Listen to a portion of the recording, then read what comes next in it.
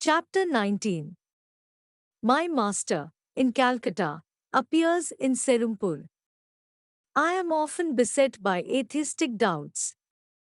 Yet a torturing surmise sometimes haunts me. May not untapped soul possibilities exist? Is man not missing his real destiny if he fails to explore them? These remarks of Dijen Babu, my roommate at the Panthi boarding house, were called forth by my invitation that he meet my Guru. Sri Yukteswar will initiate you into Kriya Yoga, I replied. It calms the dualistic turmoil by a divine inner certainty. That evening, Dijen accompanied me to the hermitage. In Master's presence, my friend received such spiritual peace that he was soon a constant visitor. The trivial preoccupations of daily life are not enough for man, wisdom too is a native hunger.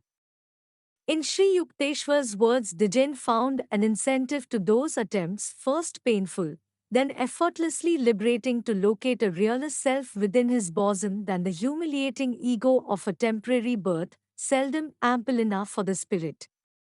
As Dijen and I were both pursuing the AB course at Serumpur College, we got into the habit of walking together to the ashram as soon as classes were over.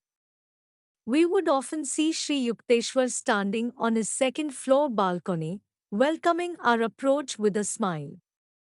One afternoon, Kanai, a young hermitage resident, met Dijen and me at the door with disappointing news. Master is not here. He was summoned to Calcutta by an urgent note. The following day, I received a postcard from my Guru. I shall leave Calcutta Wednesday morning, he had written. You and Dijen meet the 9 o'clock train at Serumpur station. About 8:30 on Wednesday morning, a telepathic message from Sri Yukteswar flashed insistently to my mind. I am delayed, don't meet the 9 o'clock train. I conveyed the latest instructions to Dijen, who was already dressed for departure. You and your intuition. My friend's voice was edged in scorn. I prefer to trust Master's written word. I shrugged my shoulders and seated myself with quiet finality. Muttering angrily, Dijen made for the door and closed it noisily behind him. As the room was rather dark, I moved nearer to the window overlooking the street. The scant sunlight suddenly increased to an intense brilliancy in which the iron-barred window completely vanished. Against this dazzling background appeared the clearly materialized figure of Sri Yukteswar. Bewildered to the point of shock, I rose from my chair and knelt before him. With my customary gesture of respectful greeting at my Guru's feet, I touched his shoes. These were a pair familiar to me, of orange-dyed canvas, soled with rope. His Ocha Swami cloth brushed against me. I distinctly felt not only the texture of his robe, but also the gritty surface of the shoes, and the pressure of his toes within them. Too much astounded to utter a word, I stood up and gazed at him questioningly. I was pleased that you got my telepathic message. Master's voice was calm, entirely normal. I have now finished my business in Calcutta and shall arrive in Serampur by the 10 o'clock train. As I still stared mutely, Sri Yukteswar went on, this is not an apparition, but my flesh and blood form. I have been divinely commanded to give you this experience, rare to achieve on earth. Meet me at the station. You and Dijen will see me coming toward you, dressed as I am now. I shall be preceded by a fellow passenger, a little boy carrying a silver jug. My Guru placed both hands on my head, with a murmured blessing. As he concluded with the words, Tabasi, I heard a peculiar rumbling sound. His body began to melt gradually within the piercing light. First his feet and legs vanished, then his torso and head, like a scroll being rolled up. To the very last, I could feel his fingers resting lightly on my hair. The effulgence faded, nothing remained before me but the barred window and a pale stream of sunlight. I remained in a half stupor of confusion, questioning whether I had not been the victim of a hallucination.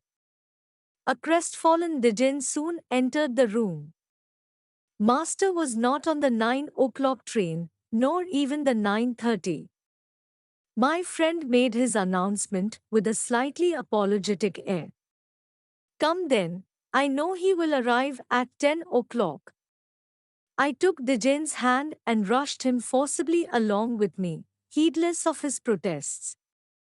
In about 10 minutes we entered the station, where the train was already puffing to a halt. The whole train is filled with the light of Master's aura. He is there, I exclaimed joyfully. You dreamed so? Dijin laughed mockingly. Let us wait here. I told my friend details of the way in which our Guru would approach us.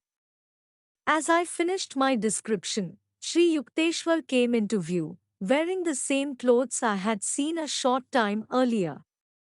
He walked slowly in the wake of a small lad bearing a silver jug. For a moment a wave of cold fear passed through me, at the unprecedented strangeness of my experience. I felt the materialistic, 20th century world slipping from me.